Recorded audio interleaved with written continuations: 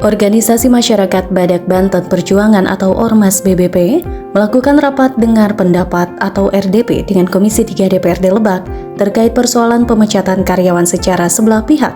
RDP ini digelar di Ruang Bamus pada Kamis 20 Maret 2025. RDP ini adalah tindak lanjut dari aksi unjuk rasa Ormas BBP beberapa pekan lalu terkait kebijakan yang dikeluarkan oleh PT A+ Pasifik melalui partner kerjanya, yakni PT Andalas Sukses selaku outsourcing.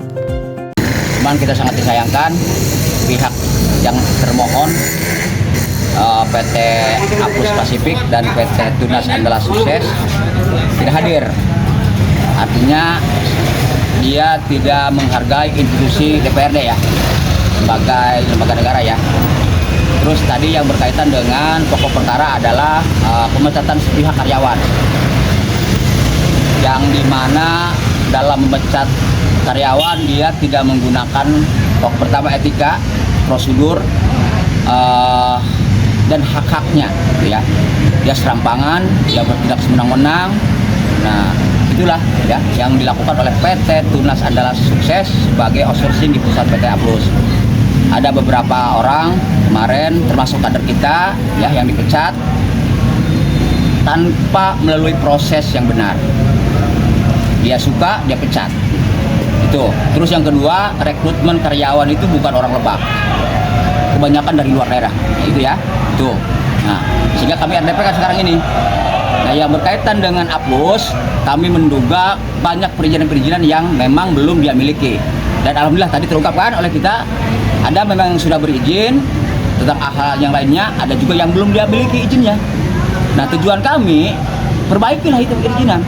Karena apa? Untuk kepentingan pembangunan negara Indonesia. Ketua Umum Ormas BBP menyampaikan aspirasinya melalui RDP dengan DPRD Lebak yang dijembatani oleh Komisi 3 yang diketuai Junaidi Ibnu Jarta, bahwa tindakan yang diambil pimpinan PT A+ Pasifik melalui rekan kerjanya yaitu PT Andalas Sukses yang telah memecat beberapa karyawan secara sepihak, menurutnya pemecatan secara sepihak ini tidak mendasar pada ketentuan atau peraturan yang ada. Selain itu, Ketua Umum BBP menduga dalam ketertiban administrasi PT A+ Pasifik ini ada beberapa perizinan yang tidak dikantongi oleh perusahaan tersebut, seperti izin pengeboran air bawah tanah yang menggunakan mesin satelit, yang seharusnya pengeboran menggunakan mesin satelit ini dikenakan pajak hasil bawah tanah atau PHBT.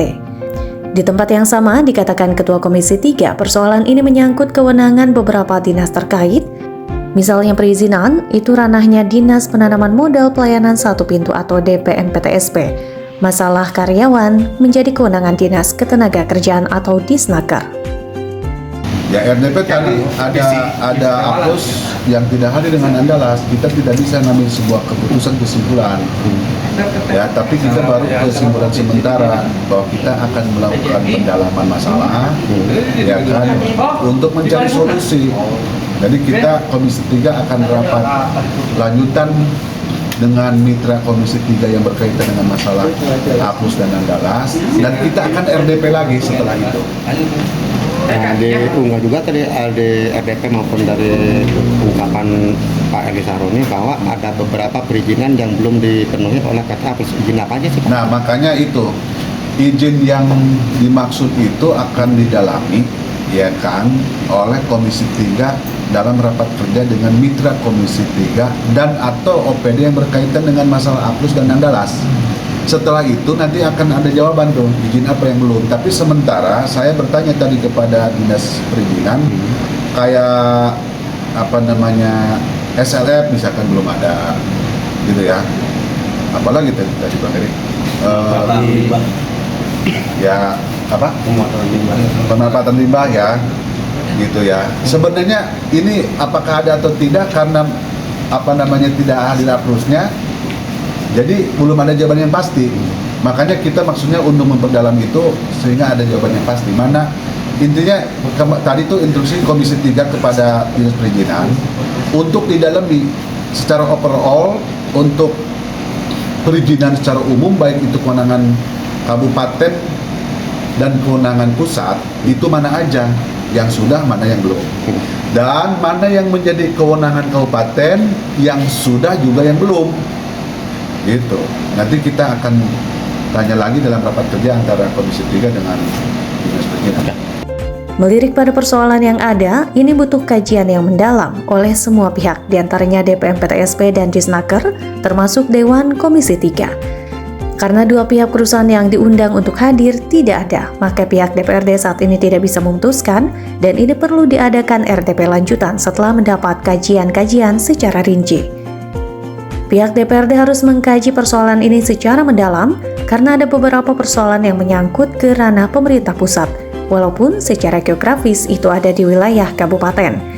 Setelah dilakukan pengkajian, pihak DPRD akan mengklasifikasikan ranah mana yang masuk kabupaten dan ranah mana yang masuk pemerintah pusat. Untuk ranah yang masuk kabupaten, maka harus dilakukan rapat internal dengan Ketua DPRD sebagai pimpinan Dewan. Kalau yang masuk ranah pusat, maka pihak DPRD akan bersurat kepada institusi terkait di pusat. Maka dari itu, Komisi 3 DPRD Lebak belum bisa menyimpulkan untuk mengambil langkah yang konkret dan ini perlu diadakan RDP lanjutan. Dari Lebak, Banten, Tim Liputan HDR News TV melaporkan.